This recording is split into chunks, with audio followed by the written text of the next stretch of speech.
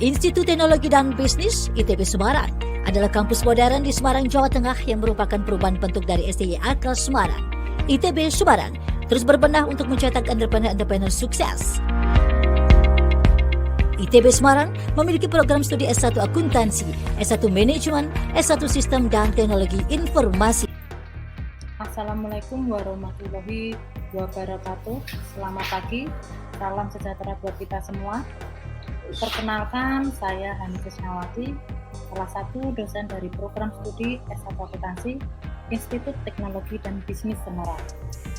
Pada kesempatan ini, saya akan menyampaikan tentang PDD UKT-PT bidang pengajaran sebagai salah satu persyaratan mengikuti sertifikasi dosen. Mata kuliah yang akan saya demonstrasikan ini adalah Sistem Informasi Akuntansi. Dari penjelasan ini ada dua bagian, yaitu bagian pertama adalah deskripsi singkat tentang mata kuliah Sistem Informasi Akuntansi, dan yang kedua adalah demonstrasi perkuliahan secara offline. Pada bagian pertama, kita akan membahas tentang deskripsi singkat mata kuliah Sistem Informasi Akuntansi, di mana mata kuliah ini merupakan mata kuliah wajib pada semester 3 dengan bobot SKS 3, di mana merupakan mata kuliah prasyarat dari mata kuliah pengantar akuntansi 1. Secara singkat, mata kuliah Sistem Informasi ini membekali pengetahuan dan pemahaman pada mahasiswa untuk mengetahui siklus yang terdapat pada perusahaan, teknik dokumentasi yang dipakai untuk menggambarkan berbagai siklus usaha, dokumen yang dipakai, sistem dan prosedur yang dipakai, serta pengendalian internal yang dipakai. Mahasiswa mengikuti mata kuliah Sistem Informasi Akuntansi diharapkan dapat mengetahui dan memahami pengertian dari Sistem Informasi Akuntansi sampai dengan sistem dan prosedur yang dipakai serta pengendalian internal yang dipakai. Dari capaian pembelajaran dilihat dari program studi, yaitu mampu memahami ruang lingkup serta informasi akuntansi, mampu memahami sistem pengendalian internal, mampu menyusun informasi perusahaan. Capaian pembelajaran dari mata kuliah yaitu mampu memahami ruang lingkup sistem akuntansi, mampu memahami pengenalan sistem akuntansi, mampu memahami formulir dan jurnal, mampu memahami pengembangan sistem informasi akuntansi, mampu memahami sistem pengendalian internal, mampu memahami sistem penerimaan dan pengeluaran kas, mampu melakukan penyusunan sistem informasi akuntansi. Capaian pembelajaran pada tahap akhir. Kemampuan mahasiswa dapat memahami dan menjelaskan definisi unsur-unsur peranan sistem informasi akuntansi. Kemampuan mahasiswa dapat memahami dan menjelaskan tujuan, tahap-tahap, pihak yang bertanggung jawab dalam pengembangan sistem. Kemampuan mahasiswa dapat memahami dan menjelaskan pola fungsi formulir sebagai alat dokumentasi, pencatatan jurnal sebagai proses akuntansi, merancang formulir dan jurnal. Kemampuan mahasiswa dapat memahami dan menjelaskan pola fungsi formulir sebagai alat dokumentasi, pencatatan jurnal sebagai proses akuntansi, merancang formulir dari jurnal. Kemampuan mahasiswa dapat memahami dan menjelaskan fungsi dari buku besar dan buku besar pembantu, merancang kode rekening, proses posting dalam buku besar dan buku besar pembantu, dapat menentukan format buku besar dan buku besar pembantu sesuai dengan kebutuhan. Mahasiswa dapat memahami dan menjelaskan pengertian dari sistem pengendalian internal. Mahasiswa dapat memahami dan menjelaskan pihak yang membutuhkan informasi, pembelian, dan pencatatan hutang. Kemampuan mahasiswa dapat memahami dan menjelaskan pihak yang membutuhkan informasi biaya produksi dan non-produksi. Bobot penilaian pada mata kuliah sistem informasi ini bisa dilihat dari beberapa aspek. Dari yang pertama, kehadiran sebesar 10%, tugas mandiri itu sebesar 20%, ujian tengah semester itu sebesar 35% dan ujian akhir semester sebesar 35%.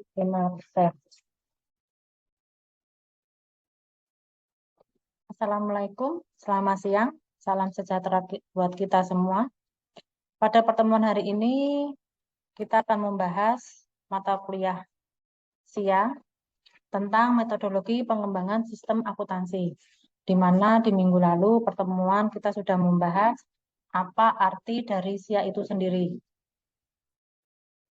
Nah, di sini ada definisi sebagai metodologi pengembangan sistem akuntansi itu sendiri menurut dari Mulyadi bahwa metodologi pengembangan sistem adalah langkah-langkah yang dilalui oleh analis sistem dalam pengembangan sistem informasi.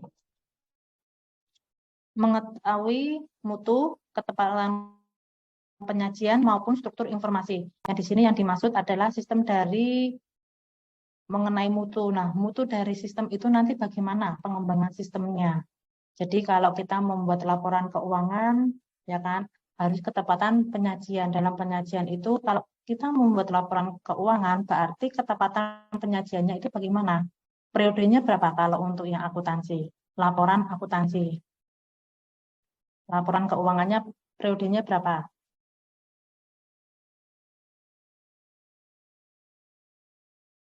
Periode akuntansinya berapa? Laporan keuangan. Per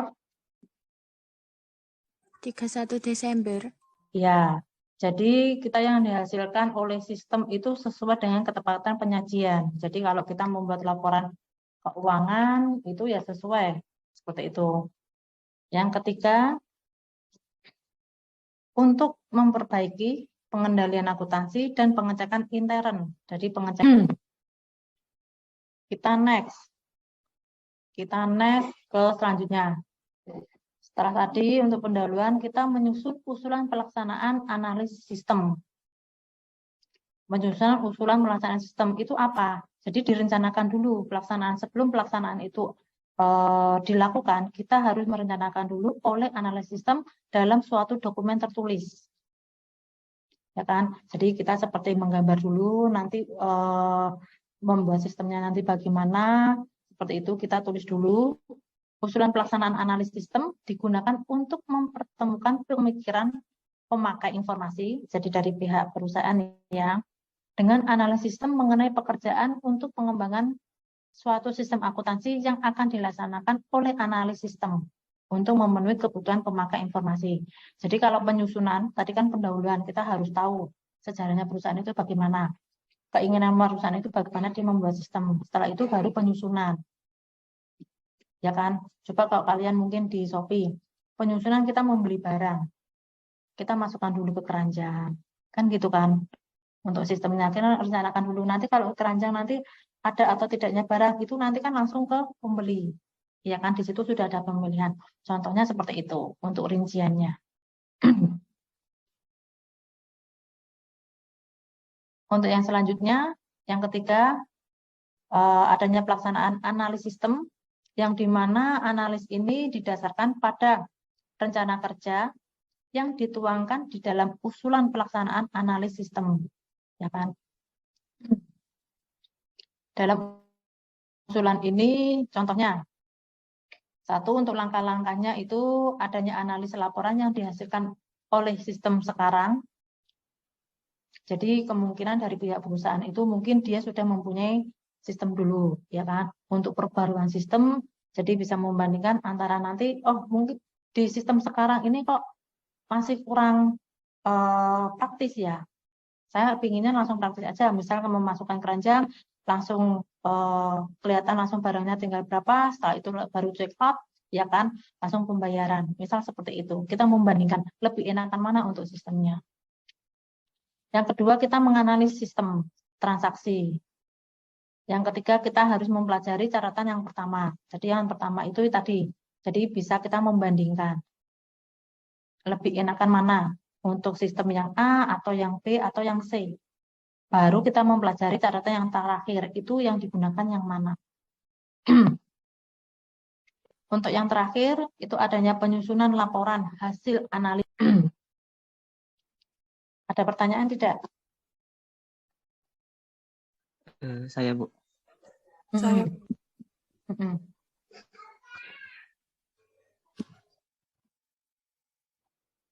Apa? Siapa nih? Mas siapa? Mas nih ya? Ya, Bu. Mm.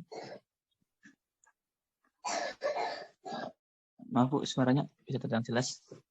Sudah.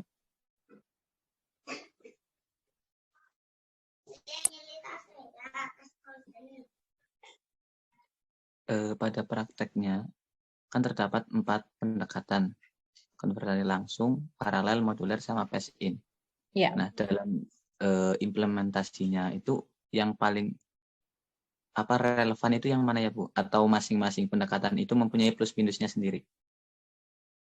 Kalau untuk plus minusnya itu sama tadi. Jadi kalau plus minusnya kita menggunakan konversi langsung. Kalau konversi langsung, ya kan, itu secara otomatis nanti kita langsung menghentikan.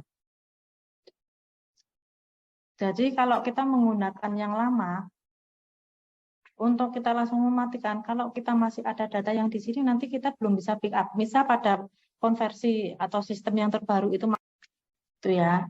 Nah, di sini pengertian flowchart sendiri itu adalah representasi grafik. Suatu grafik itu bisa nanti kita membuatnya ke atas, ya kan? Kita bisa membuatnya ke samping, ke kanan, ataupun ke kiri, itu bisa. Tergantung dari perusahaan itu nanti kebutuhannya bagaimana. Dari langkah-langkah yang harus diikuti dalam menyelesaikan suatu permasalahan yang terdiri atas sekumpulan simbol. Yang tadi, yang saya bilang tadi, gambarnya itu nanti sendiri-sendiri. Simbolnya nanti sendiri-sendiri. Di mana masing-masing simbol ini bisa merepresentasikan suatu kegiatan. Jadi tanpa kita membaca, melihat aja untuk SOP ini apa, flowchart-nya itu kita sudah tahu. Oh, SOP untuk penjualan, ya kan? Kita lihat dari flowchart-nya dulu. Oh, penjualan berarti ada customer datang seperti itu, nanti ke customer service, ya kan? Kalau sudah ada penjualan, nanti baru ditulis dengan bukti penjualan, berarti form penjualan. Nah, itu nanti ada tulisannya sendiri-sendiri, simbolnya. Yang kedua, flowchart itu diawali dengan penerimaan input. Jadi penerimaan input, ada proses input, dan yang terakhir adalah diakhiri dengan penampilan outputnya. Nah, yang dimana yang diawali dengan penerimaan input tadi, misalnya yang penjualan, ya kan? Kita menginput dulu penjualan itu dari mana dulu. Oh, penjualan berarti nanti customer datang ke customer service, ya kan? Kita input customer nanti bisa datang ke customer service, setelah customer service, ya kan, adanya penjualan, nanti bawahnya itu nanti adanya penjualan. Nah, penjualan itu berarti customer service itu dia membuat form penjualan. Itu inputnya. Contohnya seperti itu. Nanti di bawah nanti ada bagannya sendiri. Jadi urutannya seperti itu ya. Jadi seperti SOP. Setelah nanti adanya penjualan, ya kan, dari customer service nanti kemana? Kita cek barang. Cek barang itu misalnya tadi pembelian sepeda motor, ya kan? Oh, ternyata sepeda motor Beat. Oh, adanya warnanya ini merah. Untuk warna yang hitam nanti bagaimana? Nah, itu nanti pemrosesan input. Nah, pemrosesan input itu masuknya kemana? Berarti kalau sudah penjualan itu kita masuknya ke bagian gudang atau stok barang. Ada enggak? Berarti customer service tadi setelah penjualan mengisi form, ya kan? Kita proses ke bagian input. Kita menginput sudah deal, kita cek barang, ya kan? Barangnya sudah ada, baru pengeditan. Input suatu data itu bagaimana? Setelah itu kita sudah adanya transaksi, setelah adanya tadi kita stok barangnya itu sudah ada, ternyata ya kan stoknya warnanya hitam sudah ada, baru nanti dari customer service itu nanti bagian ke keuangan. Contohnya seperti itu. Jadi urut-urutannya sampai dengan penampilan output. Penampilan outputnya itu sampai mana? Berarti kalau sampai penjualan, sampai barang dikirim. Itu untuk simpelnya. Berarti setelah barang sudah ada, pembayaran, ya kan, pembayaran sudah oke, lunas, baru kita pengiriman. Berarti otomatis juga masuknya ke gudang kan. Nah, gudang nanti memberikan dokumen atau catatan itu berupa faktur itu, oh tanggal sekian nanti bit warna hitam keluar jam ini dikirim ini. Nah, outputnya itu nanti berakhirnya di mana? Berakhirnya kalau penjualan berarti pengiriman barang. Itu bisa kalau simpel. Kalau mau dilanjutkan sampai dengan ke laporan keuangan bisa. Jadi dari tadi penjualan, kasir, ya kan, barang itu keluar dari gudang. Nah, dari faktur itu pengeluaran itu masuk ke administrasi. Bagian administrasi itu jadi nanti bagian sendiri. Dibuat bagian sendiri. Jadi tadi ini ya, yang pertama itu nanti urutannya nanti bagaimana? Yang ingin saya tanyakan itu untuk sistem laporan keuangan pada suatu perusahaan. Contoh saja perusahaan sepatu. Nah, untuk pemasarannya itu yang dilakukan perusahaan tersebut itu ada 3 metode. Yang pertama store, 2 ada Shopee, 3 TikTok. Nah, ketika konsumen beli langsung di store atau satu pasang sepatu itu bisa seharga 300.000. Sedangkan di Shopee bisa seharga 250.000. Sedangkan di TikTok bisa 180.000 atau 150.000 tergantung kupon yang didapat konsumen ketika live dan itu dengan sistem flowcard masing-masing tersebut. Nah, untuk perusahaan tersebut, bagaimana penggabungan sistem yang dikembangkan untuk laporan keuangan perusahaan? Terima kasih, Bu. Oke, bagaimana penggabungan ya? Kalau untuk penggabungan dari laporan keuangan itu nanti tetap masuknya ke satu sistemnya. Nah, jadi masuk ke laporan keuangan. Tapi untuk sistemnya itu pasti sendiri-sendiri. Oh, dari sistem store misalnya seperti itu. Kalau store kan berarti kita pembelian langsung. Iya, Gitu kan. Nah, pembelian langsung ini bisa masuk langsung ke bagian keuangan. Kalau untuk laporan keuangan kita mengambil beberapa, kalau ada 3, berarti kita mengambil dokumen dari 3 ini. Oh, laporan keuangan untuk yang store itu bagaimana? Misal 1 bulan di store itu menghasilkan penjualannya misal ya 1M. Misal seperti itu. Nanti ada keterangannya di laporan keuangan, ya kan? Oh, di Shopee ada penjualan berapa untuk 1 bulannya? Itu. Oh, ternyata cuma 500 juta. Seperti itu. Nanti di TikTok berapa? Oh, ternyata cuma 1 juta aja. Sedikit di TikTok karena pengurusnya sedikit. Misal seperti itu. Nah, untuk laporan keuangan itu tetap menjadi satu. Kalau laporan keuangan. Tapi untuk sumbernya itu tetap ada 3. Dari sistemnya itu tetap itu satu, sistem laporan keuangan tetap satu. Cuman kan, oh nanti dari store itu, dari kasir itu berarti masuk ke gudang. Salah satunya misal ya untuk stok oknumnya, stok barangnya itu masuk ke gudang. Kalau gudang itu kan tetap sama walaupun dari Shopee dengan TikTok itu kan tetap satu. Cuma sistemnya kan berbeda. Gitu kan. Nah, itu nanti kita penjualan ternyata di bagian gudang, penjualan dari store itu ada berapa yang keluar. Ada keterangan sendiri. Oh, yang Shopee bagian gudang mengeluarkan sudah berapa piece sepatu. Itu ada sendiri nanti. Kita mengambil dokumen itu sehari misal kita bisa mengeluarkan 5, ya kan? Nanti hari besok mengeluarkan 50. Nah, itu nanti di rata-rata di dalam 1 minggu itu berapa? Itu nanti berupa kalau sistem itu pengolahan data. Nah, kalau yang program di sini urutan instruksi. Kalau program itu instruksi yang digambarkan dengan simbol tertentu untuk memecahkan dalam suatu program. Jadi kalau program ini, jadi tadi kalau flowchart itu instruksinya bagaimana? Setelah kita mengklik penjualan, ya kan? Oh, ternyata di gudang itu masih ada. Kita klik aja instruksinya. Nah, nanti bagian gudang itu kita mengecek stok barangnya bagaimana. Otomatis tampil. Misalnya di bagian depan customer service atau di bagian penjualan. Kita penjualan langsung aja diklik di dalam sistem di sini programnya itu ternyata di bit tadi warna merah stoknya itu masih 5. Setelah itu baru kita langsung ke bagian penjualan programnya. Instruksinya bagaimana? Seperti itu. Flowchart itu jadi susunan. Gitu ya. Ada pertanyaan tidak sampai di sini?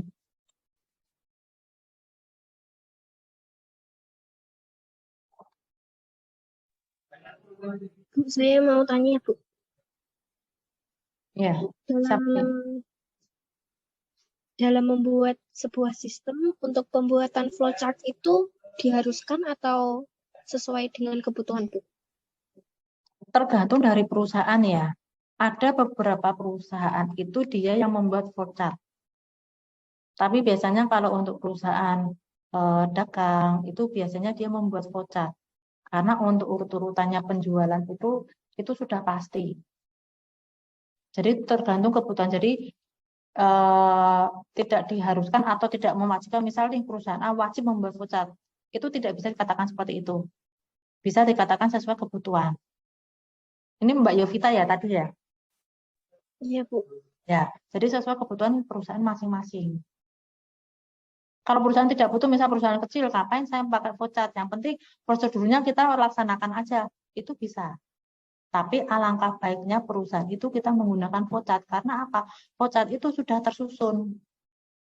Oh, sudah pasti nanti dari penjualan, misal nih, dari penjualan. Setelah penjualan nanti datanya kita larinya kemana? Tadi pada penjualan kita cek stok barang, ya kan? Setelah stok barang kita berarti berhubungan dengan gudang. Nah, gudang ini nanti berhubungan di mana? Kalau kita mengeluarkan barang di gudang, berarti otomatis ngelingnya kemana? Bisa ke bagian keuangan. Karena apa? Karena keluarnya satu unit ini berhubungan dengan keuangan.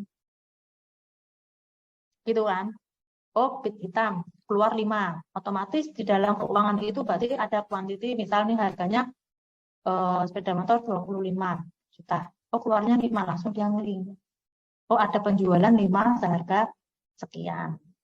Begitu. Jadi flowchart itu sesuai dengan kebutuhan masing-masing perusahaan. Jadi tidak bisa dikatakan harus membuat ini, tidak bisa. Oh, perusahaan itu tidak perlu membuat itu, juga tidak bisa. Jadi kebutuhan masing-masing. Gitu Mbak Yovita.